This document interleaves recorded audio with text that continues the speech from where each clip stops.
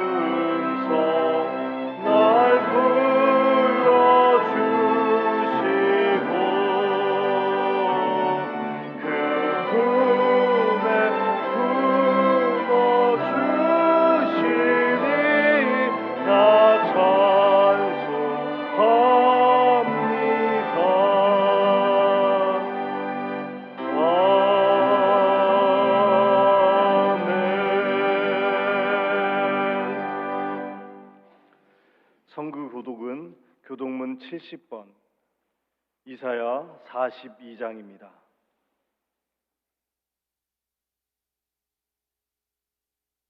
내가 붙드는 나의 종, 내 마음에 기뻐하는 자, 곧 내가 택한 사람을 보라.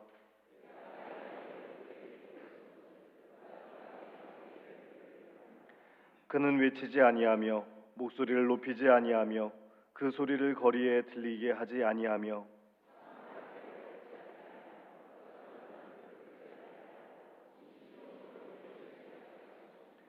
그는 쇠하지 아니하며 낙담하지 아니하고 세상의 정의를 세우기에 이르리니 나 여호와가 의로 너를 불렀은즉 내가 내 손을 잡아 너를 보호하며 내가 눈먼 자들의 눈을 밝히며 갇힌 자를 감옥에서 이끌어내며 아멘. 나는 전능하신 아버지 하나님 천지의 창조주를 믿습니다. 나는 그의 유일하신 아들 우리 주 예수 그리스도를 믿습니다. 그는 성령으로 잉태되어 동정녀 마리아에게서 나시고 본디오 빌라도에게 고난을 받아 십자가에 못 박혀 죽으시고 장사된 지 사흘 만에 죽은 자 가운데서 다시 살아나셨으며 하늘에 오르시어 전능하신 아버지 하나님 우편에 앉아 계시다가 거기로부터 살아있는 자와 죽은 자를 심판하러 오십니다. 나는 성령을 믿으며 거룩한 공교회와 성도의 교제와 죄를 용서받는 것과 몸의 부활과 영생을 믿습니다. 아멘.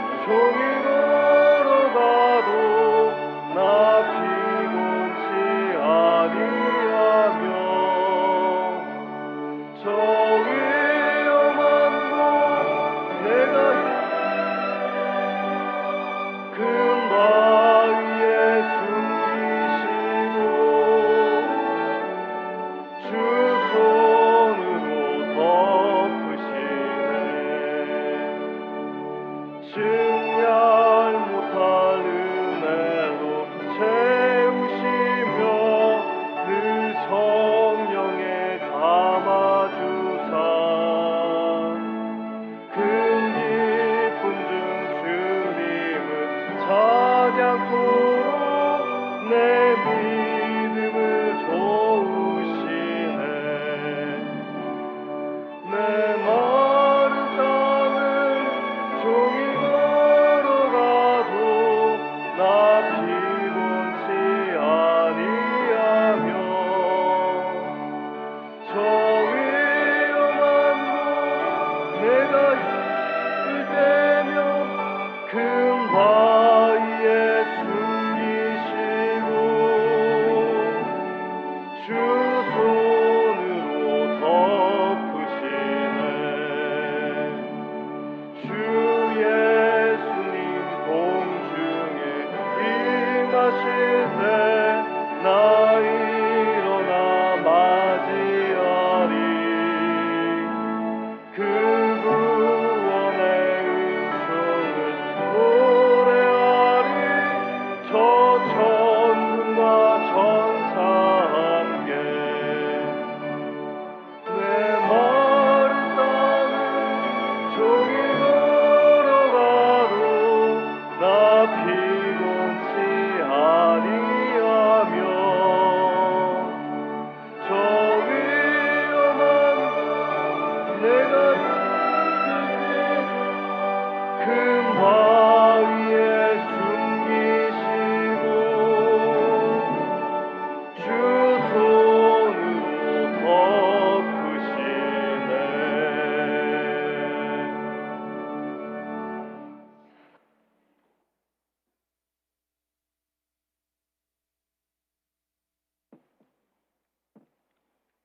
전능하시고 사랑과 은혜가 풍성하신 하나님, 저희를 사랑하셔서 하나님의 형상으로 빚으시고 귀한 주님의 자녀로 삼아주신 은혜에 감사드립니다.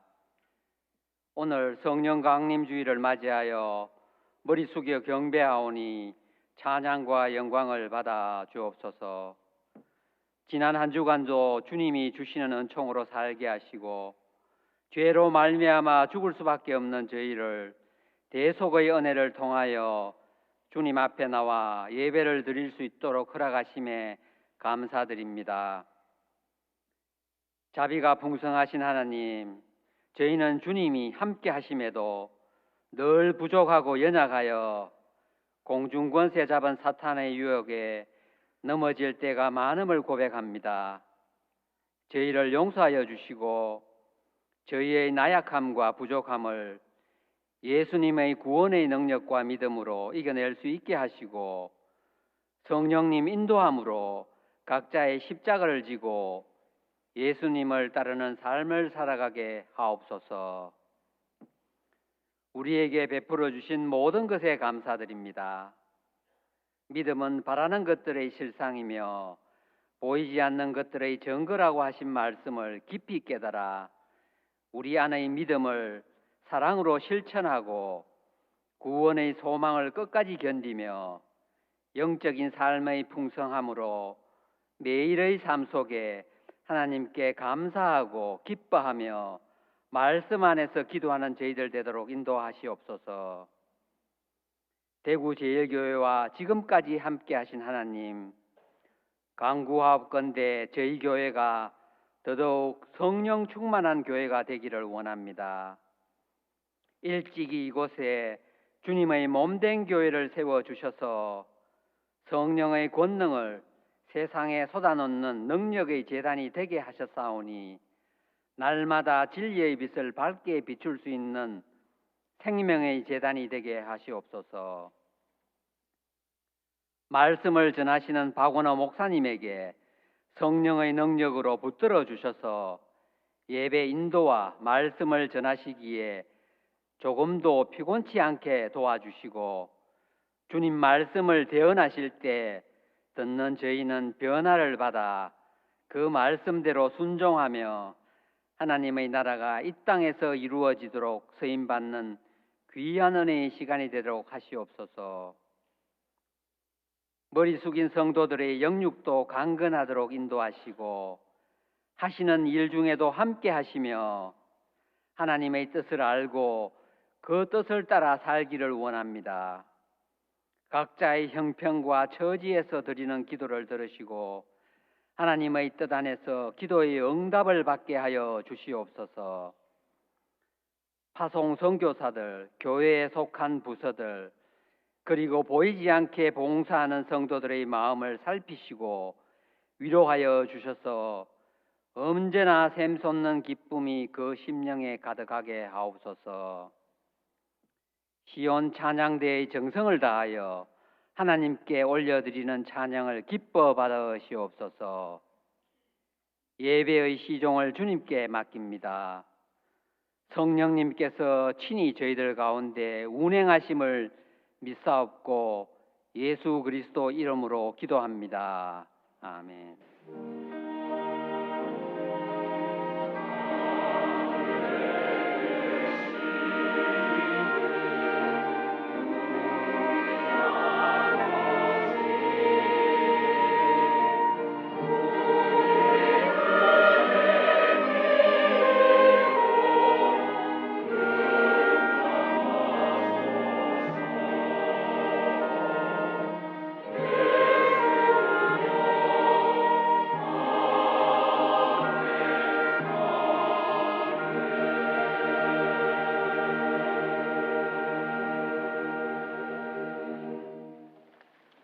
교회 소식을 전해드리겠습니다.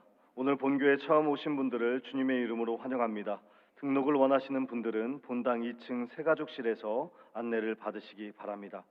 오늘 오후 예배는 교회학교 헌신 예배로 드립니다. 안세주 목사님을 강사로 모시고 열리오니 많은 참석 바랍니다.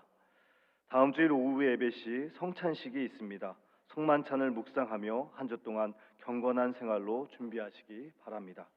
결혼 광고입니다. 이용원 장로님과 최복순 집사님의 장남 이해찬 군과 세라 양의 결혼 예식이 25일 토요일 오후 4시 30분 엠스타 하우스에서 있습니다. 장례 광고입니다. 김종국 집사님께서 별세하시어 17일에 장례하였습니다. 하나님의 위로가 유가족들과 함께 하시기를 바랍니다. 나머지 광고는 주보를 참고하시겠습니다. 다 같이 하나님께 봉헌 드리겠습니다.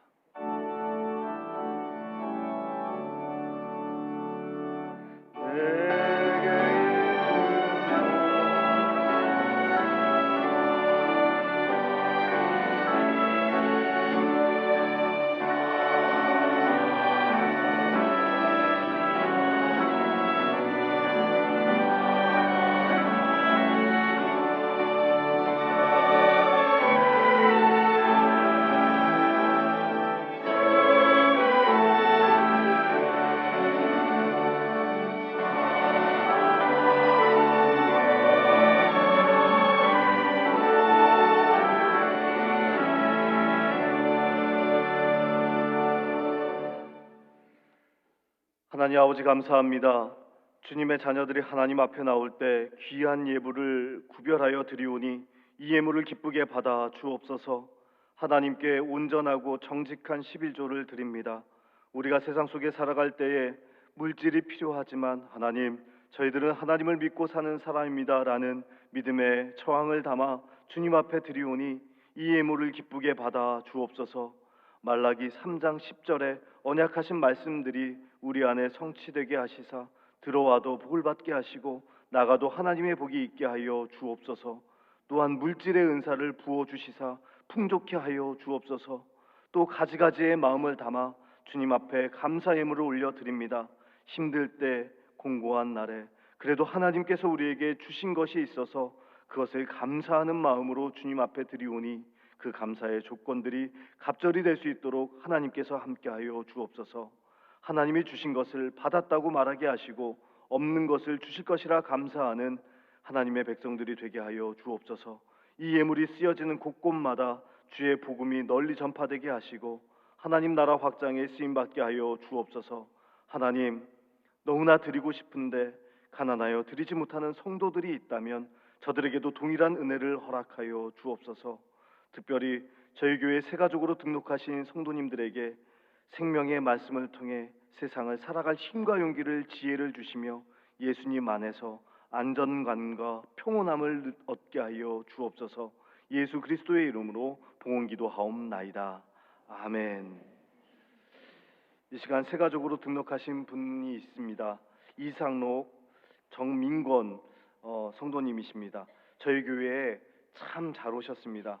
앞에서 인사하실 때 큰 박수로 환영 인사해드리겠습니다.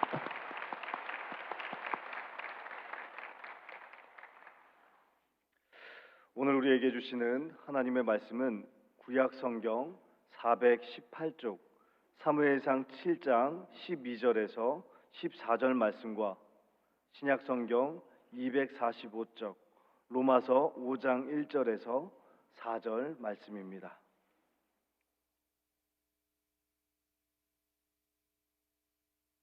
말씀을 봉독하겠습니다. 사무엘상 말씀입니다. 사무엘이 돌을 취하여 미스바와 센 사이에 세워 이르되 여호와께서 여기까지 우리를 도우셨다 하고 그 이름을 에베네셀이라 하니라. 이에 블레셋 사람들이 굴복하여 다시는 이스라엘 지역 안에 들어오지 못하였으며 여호와의 손이 사무엘이 사는 날 동안에 블레셋 사람을 막으심에 블레셋 사람들이 이스라엘에게서 빼앗았던 성읍이 에그론에부터 가드까지 이스라엘에게 회복되니 이스라엘이 그 사방 지역을 블레셋 사람들의 손에서 도로 찾았고 또 이스라엘과 아모리 사람 사이에 평화가 있었더라. 로마서 말씀입니다. 그러므로 우리가 믿음으로 의롭다 하심을 받았으니 우리 주 예수 그리스도로 말미암아 하나님과 화평을 누리자. 또한 그로 말미암아 우리가 믿음으로 서 있는 이 은혜에 들어감을 얻었으며 하나님의 영광을 바라고 즐거워하느니라. 다만 이뿐 아니라 우리가 환난 중에도 즐거워하나니 이는 환난은 인내를, 인내는 연단을, 연단은 소망을 이루는 줄 아미로다. 아멘.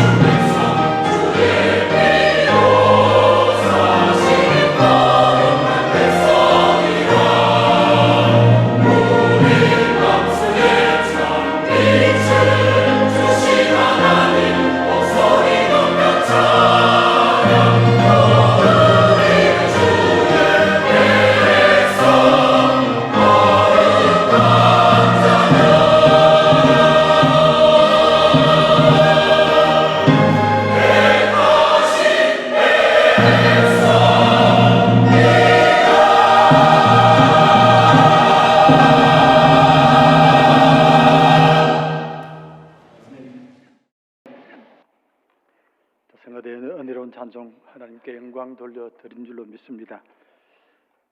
성가대원들 되게 행복하시죠? 그렇게 느껴지는데요. 네. 자, 거룩하고 복된 주일입니다. 말씀 앞에 서게 하심을 감사드리고 또 성령께서 함께 하셔서 말씀을 깨닫게 하시고 말씀을 마음판에 새기며 말씀에 순종할 수 있는 우리 되기를 원합니다. 이번에 세 번째 설교입니다. 무슨 억하심정이 있어서 세 번씩이나 이렇게 시키는 줄 모르겠습니다. 자, 1981년입니다. 신학계에서는 너무나 반가운 소식이 전해졌습니다. 마침내 일평생의 신앙이 걸어가는 길이 밝혀졌다는 소식입니다. 일평생 신앙의 길입니다. 그동안 수많은 사람들이 원했고 기다렸던 소식입니다. 하버드 대학교의 파울러라는 교수가 학교의 지원을 받아서 여러 해 연구한 끝에 마침내 신앙의 여정이 드러나게 된 것입니다. 이 소식을 듣고서 신학자들이 너무나 기뻐했고 특별히 목회자들이 기뻐했습니다. 왜냐하면 목회자들의 간절한 소망은 우리 교인들 한 사람 한 사람을 신앙에 알고 만드는 것이기 때문에 그렇습니다. 당연히 이를 위해서는 신앙에 걸어가는 길을 알아야 됩니다. 그리고 마지막 목표를 알아야만 합니다. 모르게 되면 시행착오를 겪을 때가 많습니다. 아이들에게 어른처럼 가르치고 어른들에게 아이처럼 가르치고 그러다 보면 오히려 신앙이 멈추거나 뒤로 돌아갈 때도 있습니다. 삭개오는 일평생 뽕나무 위에 살아야만 하고 요나는 일평생 고래배 속에 살아야 되고 요셉은 일평생 색동옷만 입고 살아야 하고 그렇습니다. 제가 유학 갈 때가 1984년이었기 때문에 비교적 일찍 접할 수 있었고 제가 이를 대할 때에 마치 하나님께서 나를 위하여 준비했다는 느낌도 받았습니다. 자, 간단하게나마 중요한 사실들을 말씀드리겠습니다. 첫 번째 기억할 사실입니다. 신앙이 무엇입니까? 어떻게 대답하시겠습니까? 신앙이 무엇입니까? 천당 가는 기차표입니까? 아니면 조금 유식하게 지적인 동의입니까? 아닙니다. 신앙은 생명입니다. 생명입니다.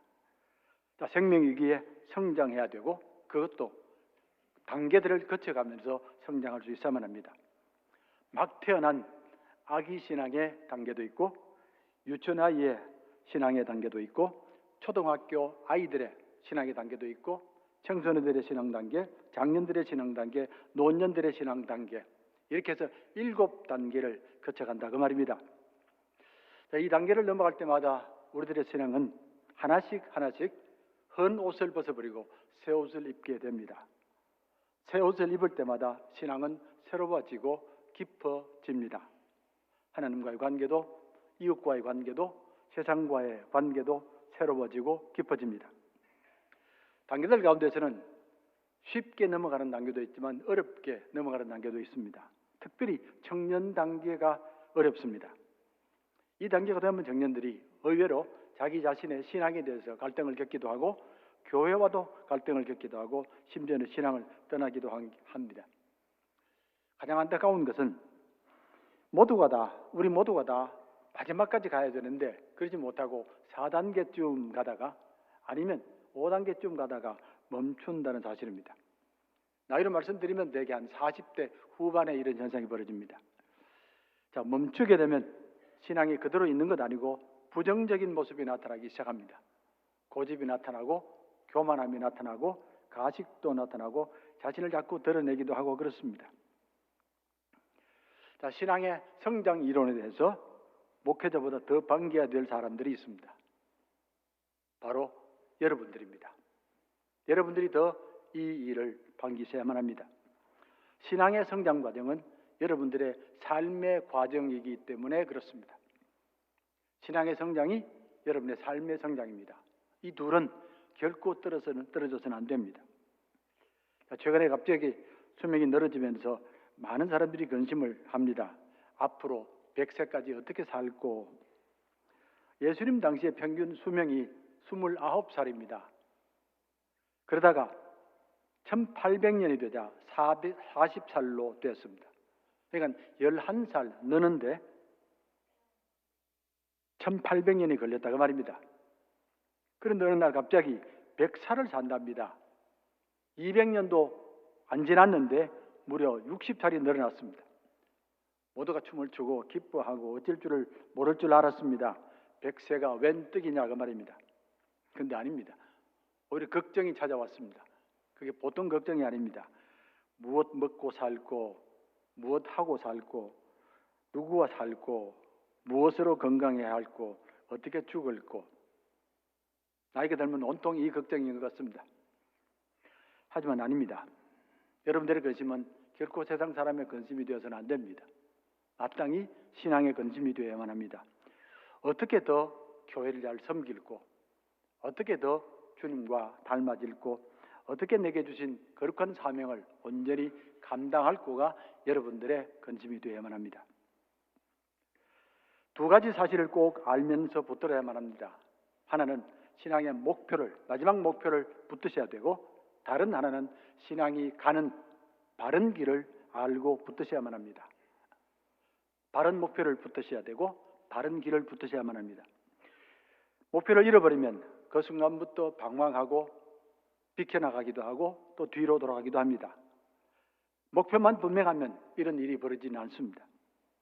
자, 그러면 마지막 신앙의 목표, 내가 원해야 되는 목표가 무엇이겠습니까? 세 가지 모습을 말씀드리겠습니다. 자기 부인, 생명 사랑의 포, 그리고 오늘 이것이 하나님의 나라 삶. 다시 말씀드릴까요? 자기 부인, 생명 사랑의 복, 오늘 이곳이 하나님의 나라 삶. 첫 번째는 자기 부인입니다.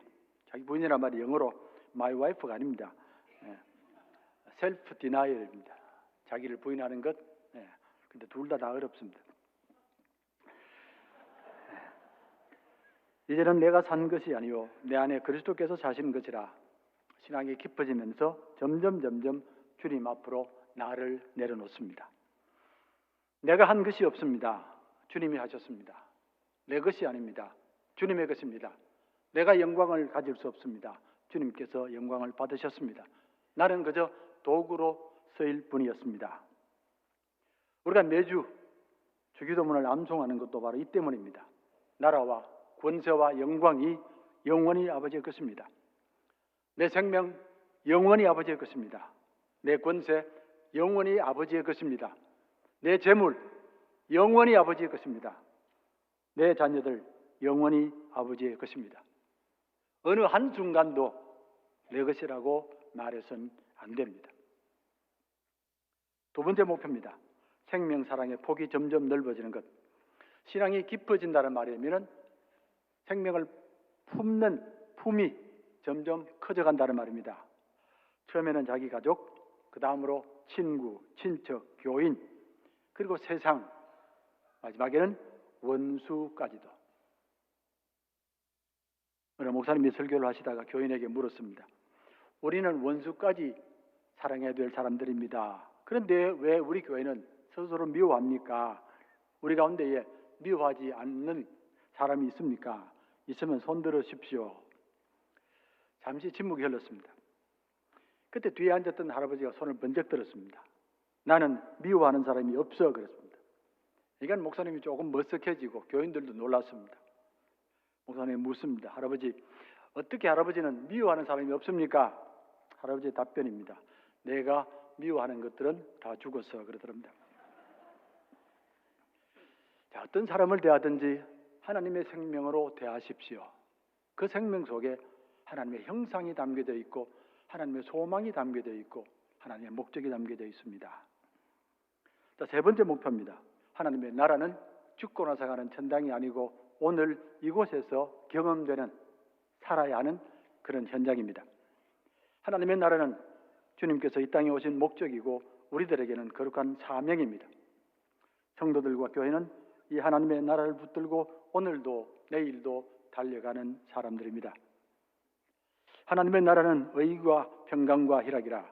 로마서 14장 17절 말씀입니다. 우리 하나님 의로우신 하나님입니다. 우리 하나님 평화로우신 하나님, 우리 하나님 기쁨의 하나님입니다. 하나님께서 우리를 통해서 이 땅이 바르게 되기를 원하시고 이 땅이 평화롭게 되기를 원하시고 그리고 이 땅이 기쁨이 되기를 원하십니다. 마땅히 교회는 이 셋 위에 서 있어야 됩니다. 의로움의 터전에 서 있어야 되고 평화를 창조하기 위하여 온 힘을 다해야 되고 기쁨으로 세상을 섬기셔야만 합니다. 여기에 교회의 근본이 있습니다. 세 가지 목표입니다. 자기 부인, 생명, 사랑의 복, 그리고 오늘 이곳이 하나님의 나라. 다음으로 기억할 것은 하나님의 나라로 가는 길입니다. 신앙이 마땅히 걸어가야 할 길입니다. 목표가 중요합니다. 하지만 목표가 전부는 아닙니다. 아무리 목표가 좋아도 길이 발라야 하고 길이 잘못되면 목표도 함께 무너집니다. 자, 신앙의 길, 당연히 세상 길과 다릅니다. 달라도 너무 다릅니다. 나를 드러내고 내가 영광을 받고 나 혼자 잘 살기 위한 그런 길이 아닙니다. 주님의 십자가 길이고 그리고 거룩한 사명의 길입니다. 아십니까?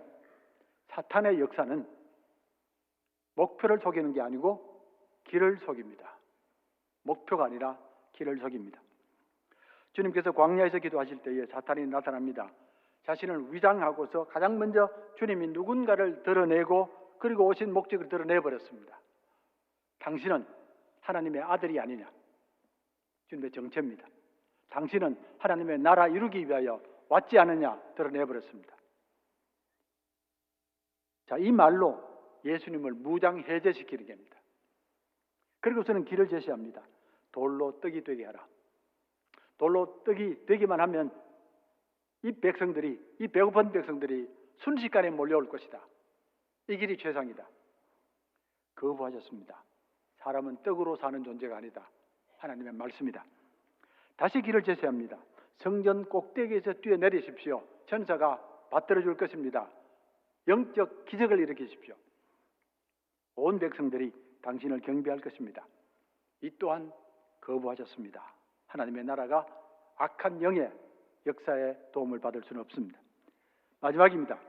내가 가진 세상의 모든 권세를 줄 테니 내게 절하라고 그랬습니다. 내가 가진 권세도 영광도 명예도 엄청난 제한이고 자신의 모든 것을 다 걸었습니다. 이 또한 거부하셨습니다. 하나님의 나라는 악한 길로 이루어지지는 않습니다. 모든 것이 다 맞습니다. 예수가 하나님의 아들인 것 맞습니다.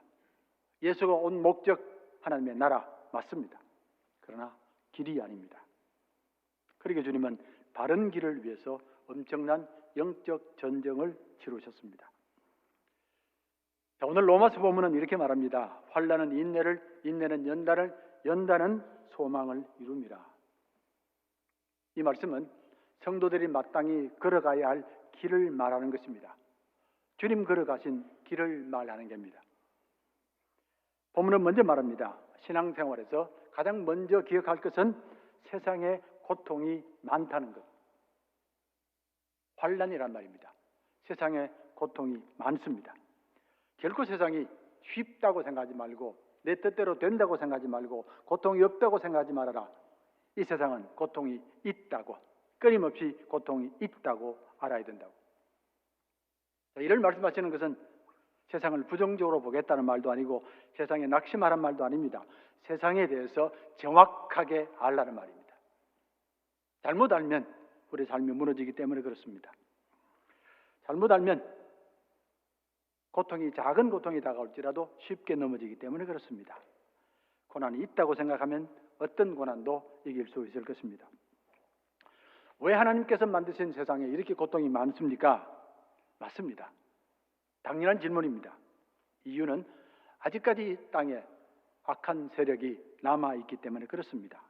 그래서 고난이 있습니다. 하지만 우리는 고백합니다. 언젠가는 반드시 회복될 것입니다. 언젠가는 반드시 이길 것입니다. 언젠가는 승리합니다. 언젠가는 이 땅에 하나님의 의와 평화와 기쁨이 충만할 것입니다. 우리들의 고백입니다. 그렇다면 우리가 할 일이 있습니다. 인내하는 일입니다. 미래를 확신하면, 소망하면 인내할 수밖에 없습니다. 참아야죠. 참는다는 말, 인내한다는 말은 달리 말씀드리면 기도한다는 말입니다. 여러분들은 세상 사람처럼 두려워하지도 말고 피하지도 말고 타협하지도 말고 보복하지도 마십시오. 여러분들은 기도하셔야 되고 그 기도로 인내하셔야만 합니다.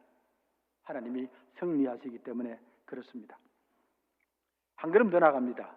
인내함으로 우리는 연단이라는 거룩한 능력을 부여받습니다. 연단은 다르게 말씀드리면 하나님의 말씀을 말합니다. 인내하는 것이 자신을 지키는 능력이라면 연단은 하나님의 뜻을 위하여 헌신하는 능력입니다. 대장장이가 쇠를 뜨거운 불에 달굽니다. 쇠는 그 뜨거운 불에서 인내하며 기다립니다. 다 뜨거워지면 대장장이는 때리면서 도구를 말릅니다. 말씀의 도구입니다. 단단해진 성도들은 하나님의 말씀을 가지고 하나님의 나라 위하여 헌신할 것입니다. 마지막 단계는 소망입니다. 모든 성도들은 소망으로 살아갑니다.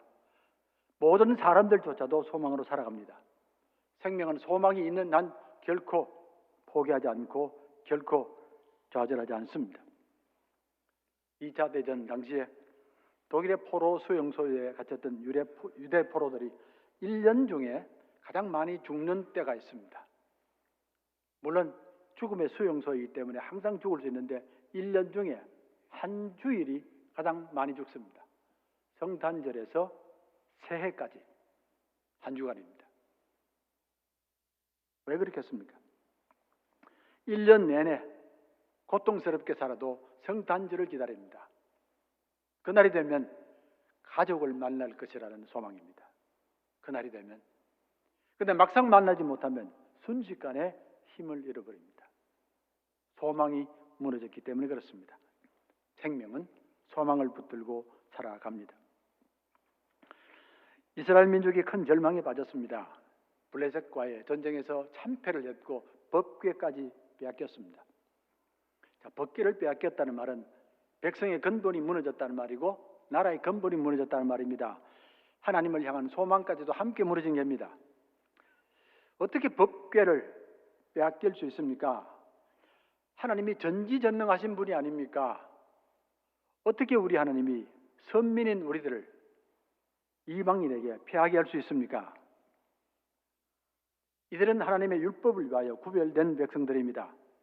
하나님께서 이들에게 율법을 주신 것은 이들만을 위한 건 아닙니다. 온 세상을 위한 겁니다. 너희들이 이 법을 가지고 생명을 살리고 죽음의 세력을 물리치라는 사명으로 주셨습니다. 이 법만이 생명을 살릴 수 있고 땅을 살릴 수 있고 성도의 소망을 살릴 수 있습니다. 구약시대, 지금으로부터 약 4,000년 전입니다. 어느 나라 법에 우상을 섬기지 말라는 법이 있습니까? 애굽의 모든 왕들은 앞장서서 우상들을 섬겼습니다. 나일강 우상, 개구리 우상, 이, 파리, 독종, 메뚜기, 별의별 우상들을 다 섬겼습니다. 어느 나라 법에 안식일을 말한 법이 있습니까? 일반 백성도 안식을 가지고 있다는 법이 있습니까? 없습니다. 안식은 오직 특권층만 가진 축복들입니다. 백성들은 하루도 쉬지를 못합니다. 365일 일해야 합니다. 그래서 이들의 수명이 30도 되지 않습니다. 생명은 쉼을 가져야만 합니다. 사람만 아니라 동물도 식물도 땅도 쉼을 가져야 합니다. 그것도 규칙적으로 가져야만 합니다. 그래야만이 몸도 마음도 정신도 다시금 새로워집니다. 블레셋과 전쟁을 하다가 점점 전세가 불리해졌습니다. 이때 이상한 일이 벌어졌습니다. 법궤를 전쟁터로 가져오자. 아니, 왜 법궤를 전쟁터로 가져옵니까? 법궤는 성전에 있어야 되는데 아니랍니다. 법궤를 성전으로 가져오면, 전쟁터로 가져오면 전쟁을 이긴답니다. 아니, 법궤가 전쟁을 이기게 한다고요? 아니, 법궤 안에 전차가 있습니까? 말들이 있습니까? 기가 막힌 일이 벌어졌습니다. 당연히 법궤는 성전 안에 있어야 되고 백성들의 마음 안에 있어야만 합니다. 천부당, 만부당한 일입니다. 무슨 믿음이 이런 믿음이 다 있습니까? 어떻게 하나님의 율법이 생명을 죽이는 도구가 됩니까? 다시 말씀드립니다. 사탄의 역사는 길을 속이는 역사입니다. 법궤를 전쟁터의 길로 가져가거라. 법궤가 있으면 전쟁을 이긴다고. 이것이 너희가 승리하는 길이다. 이곳으로 법궤를 가져오라. 백성들을 속였습니다. 신학에서는 이를 우상화 그럽니다. 하나님을 우상처럼 대하면서 인간의 욕망을 이룬다는 뜻입니다. 이 문맥에서 우리는 안타까운 역사 하나를 경험하게 됩니다. 바알이라는 우상의 침범입니다. 가나안 땅에 도착하면서 이들은 새로운 신을 만나게 됩니다. 이 신을 만나자 백성들이 미친 듯이 따라가기 시작합니다. 순식간에 하나님의 역사들이 무너지기 시작합니다. 예배도 무너지고 법도 무너지고 거룩함도 성도의 삶도 함께 무너졌습니다. 아니 어떻게 바알 신앙이 하나님의 신앙을 이길 수 있습니까? 당연히 우리가 이겨야 되지. 맞습니다. 당연히 우리가 이겨야만 합니다. 그런데 현실이 그렇지 않습니다. 바알의 신앙을 아시면 얼마든지 이해될 수 있습니다. 바알 신앙의 세 가지 특징이 있습니다. 첫 번째는 물질 축복의 신앙입니다. 나만 믿으면 물질 축복을 약속하마. 물질이 전부라 그 말입니다. 물질이 어느 것보다 귀하다 그 말입니다. 왜 백성들이 따라가지 않겠습니까? 다음으로 바알 신앙은 쾌락의 신앙입니다. 이 신을 믿으면 마음 놓고 쾌락을 즐길 수 있다. 성전 안에서도 남신과 여신이 성적 쾌락을 부추깁니다. 영혼의 거룩함도 아무 소용없고 하나님의 말씀도 아무 소용없고 선민의 거룩함도 아무 소용이 없습니다. 오직 쾌락입니다. 세 번째는 나를 위한 신앙입니다. 나를 믿으면 너를 복되게 하마. 이웃이 어떻게 되든 세상이 어떻게 되든 너만 복주겠다는 신앙입니다. 이렇게 되자 형제 자매가 어려워도 나 몰라라고 하나님의 의와 공도도 무너지고 가진 자는 더 가지고 못 가진 자는 더 못 가집니다. 한마디로 인간의 본성을, 우리의 본능을 자극하기 때문에 그렇습니다. 현대판 세속주의 원조 아닙니까? 자, 가장 안타까운 것은 예배가 무너지게 된 것입니다. 이 백성들이 열심히 예배를 드립니다. 그런데 실제로는 바알을 섬깁니다. 겉으로는 하나님을 섬기는데 속으로는 바알에게 절하는 모습이 나타납니다. 예배를 드리면서 더 많은 재물을 바치라고, 더 많이 바치라고, 많이 바치면 더 준다고 약속을 합니다. 예배에 거창한 장식들을 붙여라, 화려하게 해라, 금은으로 장식해라고. 그리고 예배 드릴 때마다 매번 잔치를 하자, 이렇게 부추깁니다. 분명히 겉으로는 하나님께 제사하지만 속으로는 바알의 모습을 따라갑니다. 교회에서 목회할 때에 어느 날 새벽기도 시간에 낯선 분이 한 분 찾아왔습니다. 오더니 앞자리에 앉았고, 근데 연세도 참 많고 옷도 단정하게 입고 그렇게 앉았습니다. 그래서 보면서 다른 교회에서 오신 분인가 싶기도 하고, 아니면 새로 이사 온 분인가 싶기도 하고 그랬습니다. 근데 이분이 꾸준히 나오시더라니까요. 그래서 하루는 따로 이제 찾아가서 물었습니다. 어떻게 우리 교회에 오셨습니까? 라고. 이랬더니만은 자발적으로 내 발로 왔다고 해요. 제가 깜짝 놀랐습니다. 그럼 지금까지는 무슨 종교를 믿었습니까? 하니까 불교를 믿었답니다. 평생 불교를 믿었답니다. 70이 넘을 때까지 온 식구들이 다 불교시켜라고 그래요. 그리고 본인이 스스로가 내가 불교의 굉장히 큰 손입니다. 스님들 누구도 나를 모르는 사람이 없습니다. 그래요. 그래서 교회를 몇 년 동안 열심히 다녔습니다. 근데 어느 날 찾아오시더니만은 목사님 교회를 떠나야 됩니다. 그래요. 깜짝 놀랐습니다. 왜요? 이랬더니만은 아들이 미국에 사는데 예전에 연세가 많으니까 반드시 미국 와야 된다고 그렇게 졸르는데 할 수 없습니다 하고. 그래서 결국에는 교회를 떠났습니다. 몇 년 뒤에 미국을 가면서 그분을 찾아갈 일이 있었습니다. 그래서 미리 전화 드렸더니만 꼭 우리 집에 와서 자고 가라고 그래요. 그래서 이제 갔더니만은 2층에서 주무십시오라고 방을 안내해 주는데 목사님 오신다고 도배도 새로 했고 침대도 새로 샀고 그리고 책상도 다 새로 샀습니다. 깜짝 놀랐습니다. 아니 집사님 하루 이틀 잘 밤인데 왜 이렇게 하셨습니까? 라고 이렇게 한 집사님이 평생 잊지 못할 말씀을 제게 하셨습니다. 목사님은 주지 스님에 비하면 아무것도 아닙니다. 제가 평생 처음으로 목사가 주지 스님보다 못한 걸 알았습니다. 수많은 선지자들이 이를 경고하고 외칩니다. 이사야도, 에레미야도, 에스겔도, 아모스도 이사야 선지자의 말입니다. 헛된 죄물을 다시 가져오지 말라. 성회와 아울러 악을 행하는 것을, 예배를 드리면서 악을 행하는 것을 견디지 못하겠노라. 예레미야의 선지자 말씀입니다. 7장 4절입니다. 너희가 도둑질하며 살인하며 간음하며 거짓 맹세하며 바알에게 분향하며 너희가 알지 못하는 다른 신들을 따르면서 내 이름으로 일컫는 이 집에 들어와서 내 앞에 서서 말하기를 우리가 구원을 얻었나이다 하느냐. 이는 이 모든 가증한 일을 행하려 함이로다. 사무엘은 온 백성을 향하여 선포합니다. 우상을 버려라. 우상을 버려라. 그리고 하나님의 말씀으로 돌아오라. 만일 너희가 전심으로 여호와께 돌아오려거든 이방신들과 아스타롯을 너희 중에서 제거하고 너희 마음을 여호와께로 향하여 그만을 섬기라. 그리하면 너희를 블레셋 사람의 손에서 건져내리라. 나는 기도하겠다. 에벤에셀, 여호와께서 여기까지 우리를 도우셨습니다. 여호와께서 하나님만이 참 하나님입니다. 하나님만이 창조의 하나님입니다. 하나님만이 우리가 경배할 분입니다. 유대 사람들은 지금도 자기들의 조상 아브라함이 옛날에 우상 장사였다고 당당하게 말합니다. 나무 조각으로, 돌 조각으로, 쇠 조각으로, 헝겊 조각으로 우상을 만들어서 팔면 사람들은 가져다가 집에 놓고서 거기서 절하며 말합니다. 우리를 지켜준다고, 우리를 복되게 한다고. 어느 날 아브라함에게 음성이 들렸습니다. 고향 친척 아비 집을 떠나 내가 네게 지시할 땅으로 가라. 내가 너를 복되게 하고 큰 민족 되게 하고 내 이름을 창대케 하려니 너는 복의 근원이 되어라. 음성이 들렸습니다.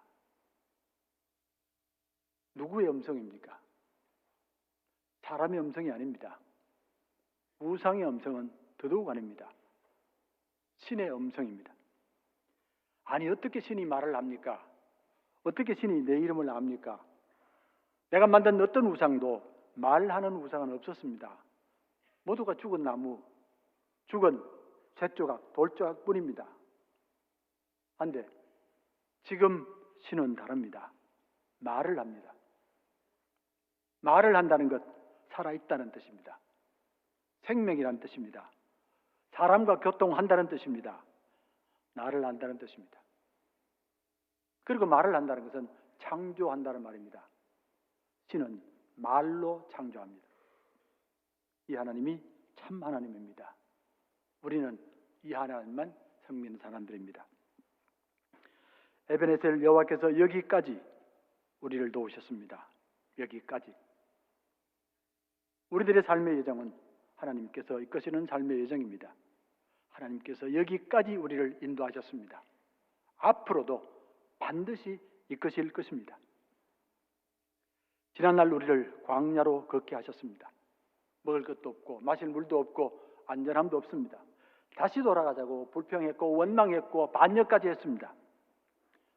하지만 우리의 삶은 광야에서 버려진 삶이 아닙니다. 오히려 광야에서 너무나 풍성한 축복을 받았습니다.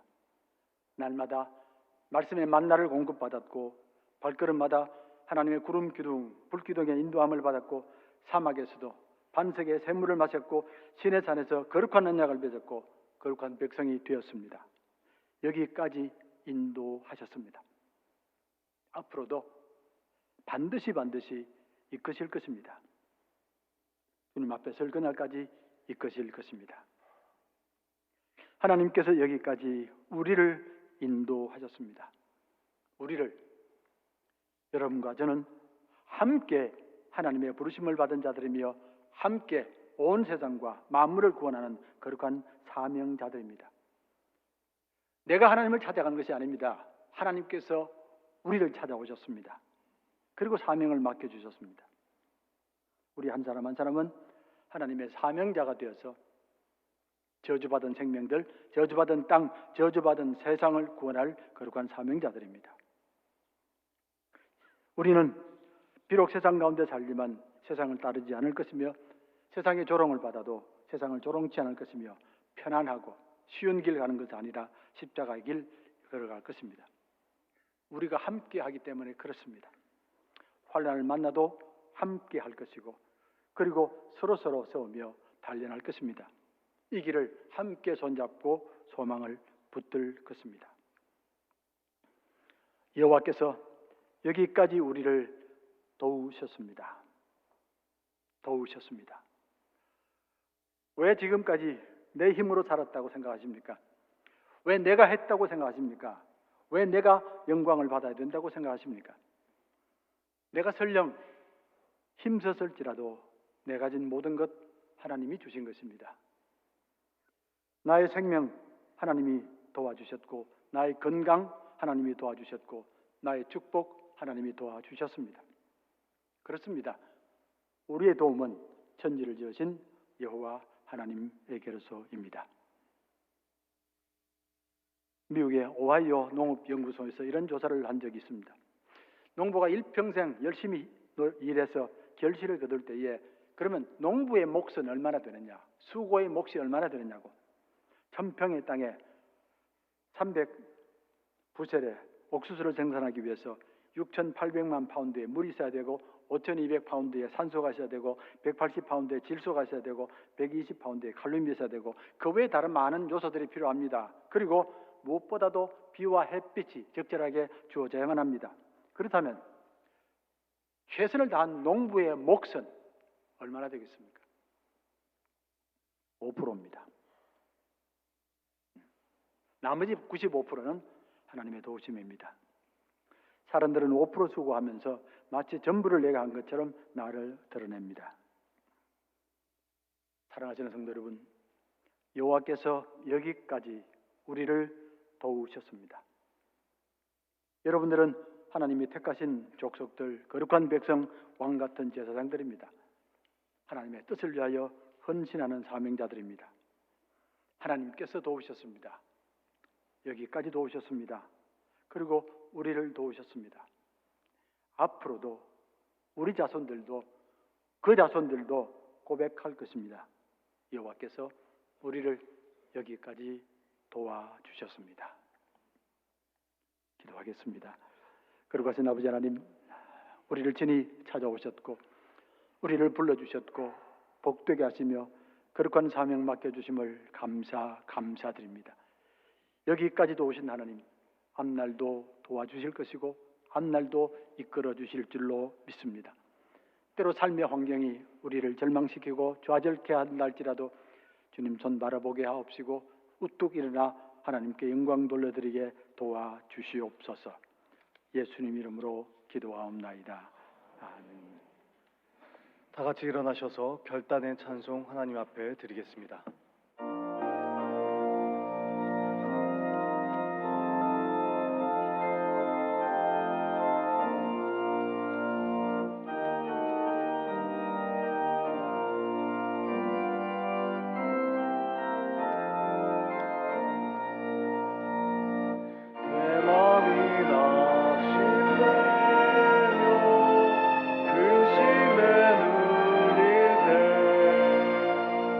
주께